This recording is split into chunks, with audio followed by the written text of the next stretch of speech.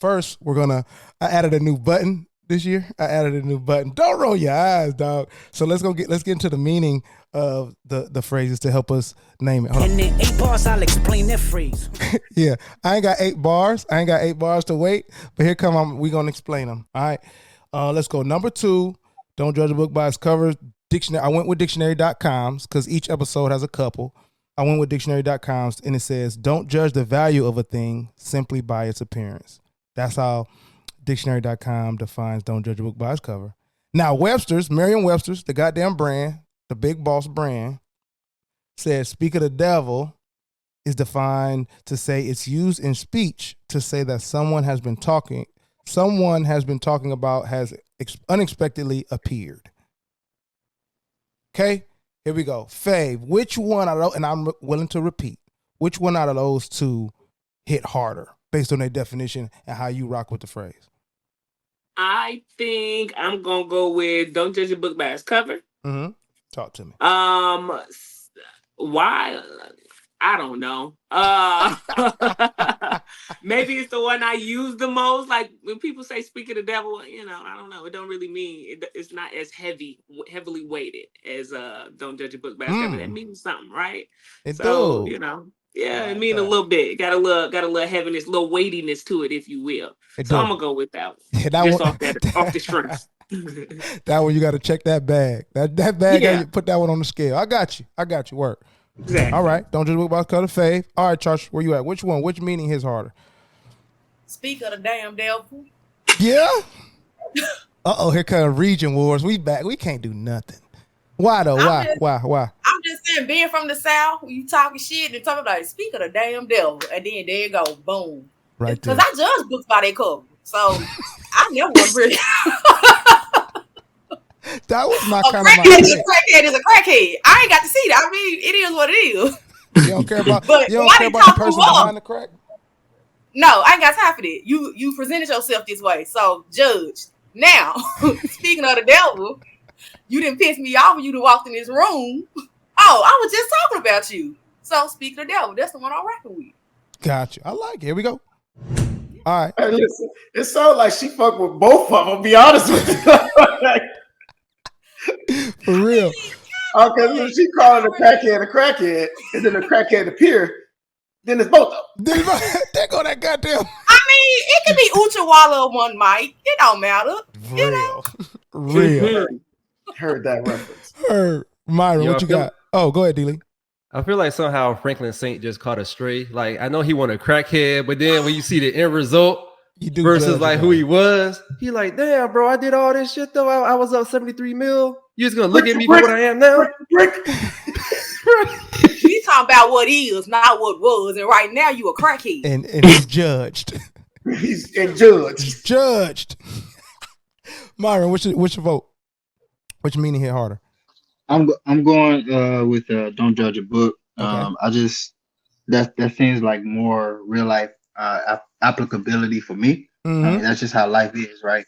Although people who are real subtle with their talents or their gifts or whatever, they might get perceived one way, but then they pop out and they show a nigga, right? Surprise them with. He is not paying us, by the way, y'all. Like, we're getting no ducats from Kendrick Lamar. Anyways, go ahead. Yet. So that's where I'm at with it. Word. Okay, D-Lee, you actually have an opportunity to seal this deal, or me and 20 have to tie break. Which one you going with the me? I'm gonna resist my urge to be a contrarian here, and make it interesting. But so for real though, if we go in definition for definition, I gotta go don't judge a book, just because like when I hear the definition for speak of the devil, like as a phrase, maybe differently, but when I hear the definition, it leaves something to be desired. I'm just like, oh, thanks. Like, I don't know what to do with that, but thanks. Like I learned nothing new from the definition that I knew from the phrase already. You know what I mean? So strictly off the definition, I'm gonna go don't judge a book.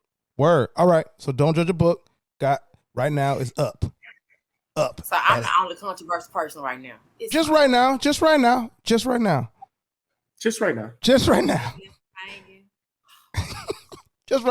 Because the next thing we're going to do, we got origin for origin. So now put that aside. Do your best to put that aside. let's talk about like which one you like, where it came from. Which one you rocking with better. So let me go quickly. I'm gonna start with Speak of the Devil. Okay, so Speak of the Devil was first printed in Giovanni Torriani's Italian Thing, Piazza Universale. Okay, and he said the English say talk of the devil, and he's presently at your elbow. That's what it used to be. Devil at your elbow. Talk of him, and he'll be presently at your elbow. Okay, and then in 1672, my dog, I reference this a lot. It was printed in William Hazlitt's Cataplus, a mock poem, and he was making fun of who you think he was making fun of, 20? You remember? Oh, you already know Big Bill. Big Bill. Everybody Big hated Billy. my dog. Nobody liked Billy, bro. Nobody fuck with Billy William Shake. Shakespeare. Nobody fuck with Billy Shake, boy. Nobody, dog. fucking with him, bro. So William Hazlitt in Cataplus said, talk of the devil and you'll see his horns. Okay, so that's now we getting a little bit more like threatening, right? First the nigga at your elbow, then he'll see his horns. Now remember, he's mocking this. He's mocking like this theory though. Because he really felt like you could say that all you want, nothing happening. You really, like that's how he meant. So he even went on to write a book called On the Pleasure of Hating, where he believes that hatred is chief among all the emotions of human activity. Hazlitt argued that hatred has been and is going to be a constant throughout history because the pleasure that people get from hating.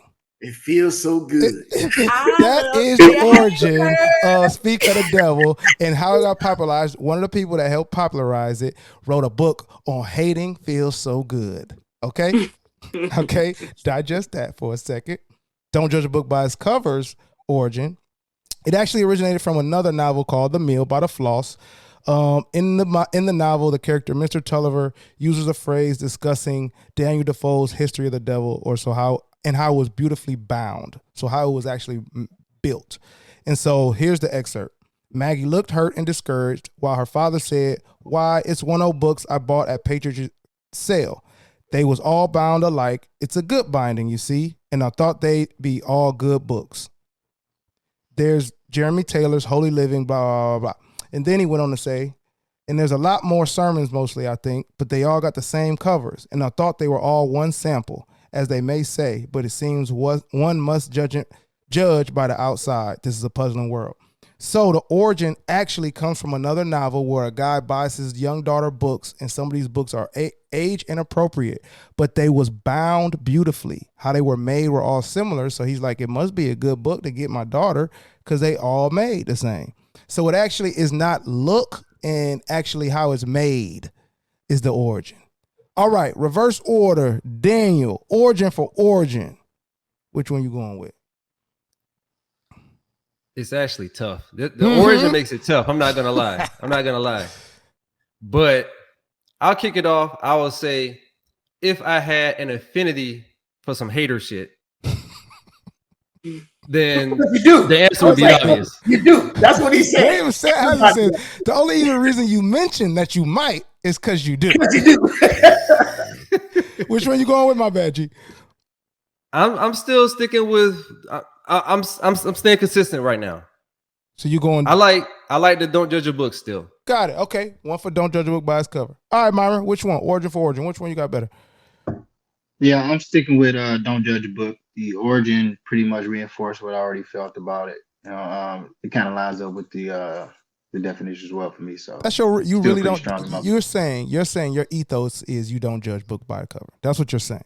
I feel like I'm not an idiot, and I think only idiots judge books by the cover. Oh my you want to think gosh! that. Hey Wouldn't man, be people. I mean, I can't just wait feel till like you that's get back just a lost- stateside, brother. Because I'm just saying, I just feel like that's a lost way of life. You look at something, you make an immediate assumption on it. You kind of set yourself up. So it's kind of, I think that's the opposite way you should live. So opposite. Okay, I actually respect. I mean, that haters, they enjoy judging books by their cover, Ah. but you know what I'm saying. But that's how they. I don't know what's happening, bro. I don't know what's happening. I promise you, G. I don't know. Dub.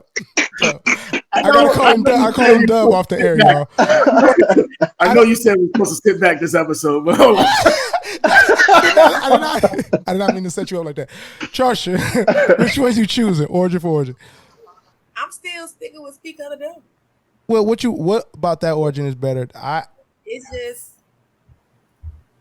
hate makes the world go round. Sometimes it's needed, it's necessary. So Kendra said, I hate the way you walk, the way you talk, the way you dress. So I'm here for it. No, seriously, like I mean, you need a healthy dose of everything, right? So I like it. Word. Hell yeah. Faye, where you at? 2-1. I'm finna shake it up a little bit. I like the origin for origin. Speak of the devil. The one with the L, you said speak of the devil, and then he show up at your elbow. That got a little spooky factor to it. I'm like, shit. Scare me a little bit. I